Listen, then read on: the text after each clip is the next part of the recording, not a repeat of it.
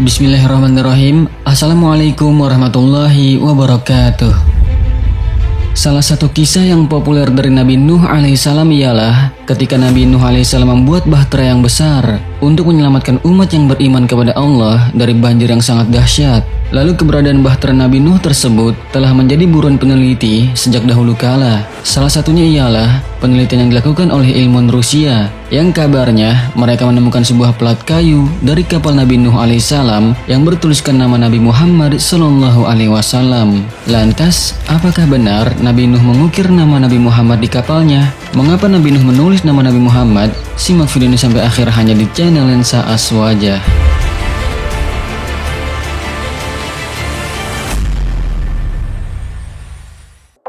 Ilmuwan Rusia temukan bukti nama Nabi Muhammad di kapal Nabi Nuh.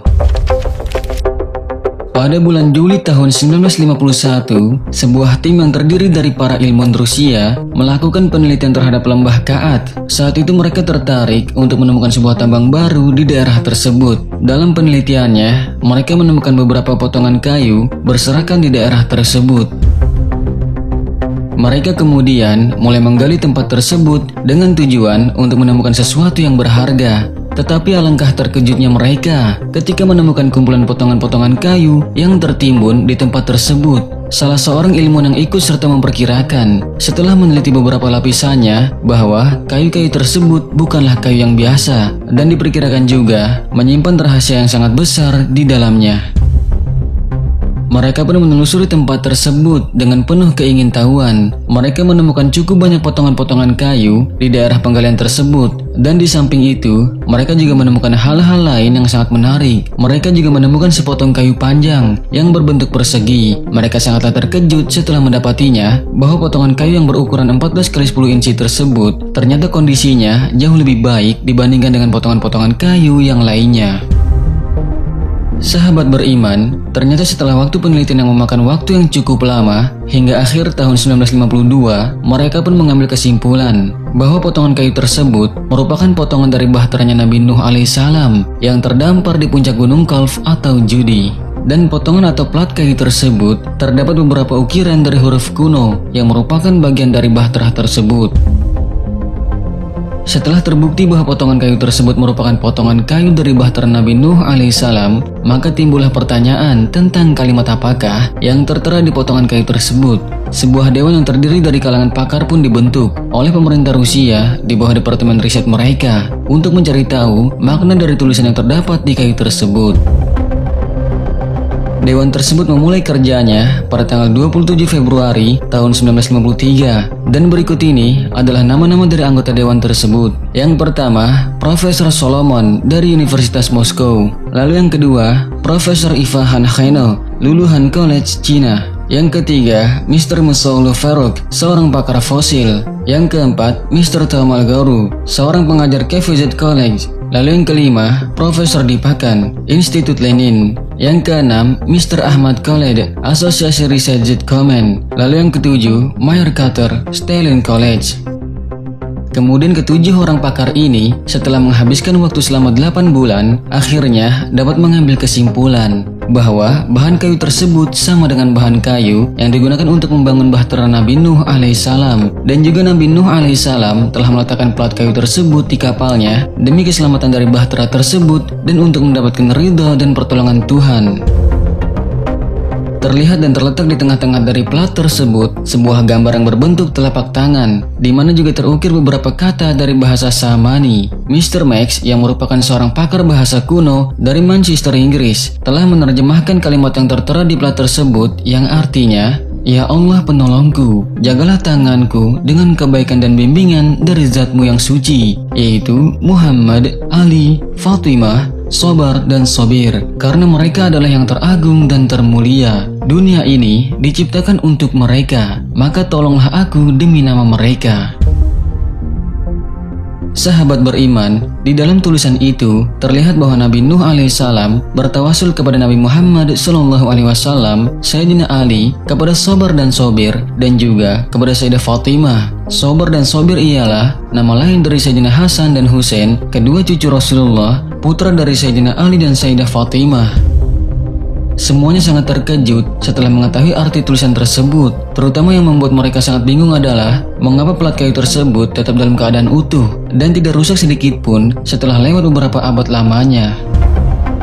Plat kayu tersebut saat ini masih disimpan dengan rapi di Pusat Penelitian Fosil Moskow di Rusia. Terjemahan kalimat tersebut telah dipublikasikan antara lain yang pertama di Weekly Mirror, Inggris pada tanggal 28 Desember 1953. Lalu yang kedua di Star of Britain, London, Manchester pada 23 Januari tahun 1954. Lalu yang ketiga, Manchester Sunlight pada 23 Januari 1954. Yang keempat, di London Weekly Mirror pada tanggal 1 Februari 1954. Lalu yang kelima, di Badr of Najaf, Irak pada tanggal 2 Februari tahun 1954. Lalu yang keenam, di Al-Huda, Kairo pada tanggal 31 Maret 1954. Lalu yang ketujuh, di Elia Lake, Knowledge and Truth, Lahore pada tanggal 10 Juli 1969. Nabi Nuh bertawasul kepada Nabi Muhammad. Tawasul secara bahasa berasal dari kata wasilah yang berarti perantara. Menurut Said Muhammad bin Alawi Al-Maliki, wasilah adalah setiap sesuatu yang dijadikan Allah Subhanahu wa Ta'ala sebagai sebab untuk lebih bisa dekat dengannya, sekaligus perantara untuk terkabulnya hajat atau doa. Allah Subhanahu wa Ta'ala berfirman, "Wahai orang-orang yang beriman, bertakwalah kepada Allah dan carilah wasilah atau jalan untuk mendekatkan diri kepadanya, dan berjihadlah di jalannya agar kamu beruntung." Al-Quran Surat Al-Ma'idah ayat 35. Pada hakikatnya, esensi dari tawasul sendiri adalah berdoa kepada Allah Subhanahu wa Ta'ala dengan menggunakan perantara. Tujuan dari doa adalah Allah Subhanahu wa Ta'ala, karena dialah satu-satunya zat yang berhak dimintai pertolongan. Sementara sesuatu yang dijadikan media bertawasul ialah bisa nabi, orang soleh, maupun amal perbuatan, dan itu hanyalah perantara untuk mendekatkan diri kita kepada Allah Subhanahu wa Ta'ala, sehingga doa yang kita panjatkan bisa diijabah. Sahabat beriman, berdasarkan penemuan ilmuwan Rusia tersebut, maka dapat dikatakan bahwa Nabi Nuh alaihissalam bertawasul kepada Nabi Muhammad SAW dan juga kepada ahlu baitnya. Dan hal ini tidaklah mustahil dilakukan oleh Nabi Nuh alaihissalam dengan pengetahuannya yang hidup jauh di zaman sebelum Nabi Muhammad SAW diutus. Sebab kakek moyang manusia saja, yakni Nabi Adam alaihissalam pun dikabarkan pernah bertawasul menyebut nama Nabi Muhammad SAW dalam doanya. Kisah Nabi Adam bertawasul kepada Nabi Muhammad ini disebutkan dalam sebuah hadis yang diriwayatkan oleh Imam Al-Hakim dalam kitab Al-Mustadraknya. Dalam hadis itu diceritakan bahwa tatkala Nabi Adam alaihissalam menyesali perbuatannya yang telah terbujuk rayuan iblis, maka Nabi Adam segera bertaubat kepada Allah Subhanahu wa Ta'ala. Beliau meminta ampun dengan menyebut nama Nabi Muhammad SAW sebagai wasilah, padahal Nabi Muhammad waktu itu belum lahir ke dunia. Nabi Adam alaihissalam berkata, "Wahai Tuhanku, dengan derajat yang ada pada Muhammad, aku meminta kepadamu agar engkau memaafkanku." Kemudian Allah Subhanahu wa Ta'ala berfirman kepada Nabi Adam, "Wahai Adam, dari mana engkau mengetahui Muhammad sementara aku belum menciptakannya?" Nabi Adam berkata, "Wahai Tuhanku, ketika engkau menciptakan aku dan engkau meniupkan ruhmu kepadaku, aku mengangkat kepalaku dan aku melihat pada tiang-tiang penyangga arasy terdapat tulisan, La ilaha illallah Muhammadur Rasulullah. Dari sana aku paham bahwa engkau tidak mungkin menyandarkan namamu dengan sesuatu yang lain, kecuali sesuatu itu merupakan makhluk yang paling dicintai di sisimu."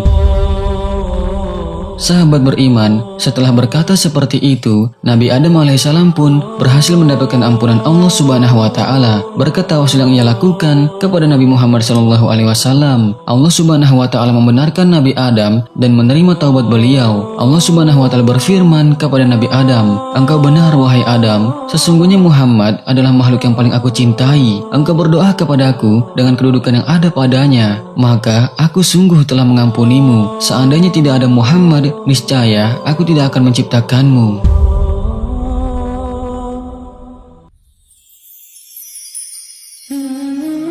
Sahabat beriman, penemuan plat Ka'bah Nabi Nuh alaihissalam yang bertuliskan doa yang di dalamnya terdapat nama Nabi Muhammad dan keluarganya itu membuktikan akan kebenaran kerasulan Nabi Muhammad SAW. Nabi Nuh yang hidup jauh sebelum Nabi Muhammad diutus bertawasul kepada Nabi Muhammad dan juga keluarganya. Bahkan Nabi Adam juga bertawasul kepada Nabi Muhammad SAW dalam doanya. Maka kita sebagai umatnya yang seharusnya lebih pantas lagi untuk bertawasul kepadanya dengan memperbanyak sholawat kepada Nabi Muhammad SAW juga kepada keluarga dan sahabatnya. Semoga penemuan dan bukti ini dapat menambah keimanan dan kecintaan kita kepada Allah dan Rasulullah sehingga rahmat dan keridhaannya bisa kita dapatkan di dunia dan di akhirat. Amin ya Allah ya Rabbal Alamin. Wallahu a'lamu bissawab. Wassalamualaikum warahmatullahi wabarakatuh.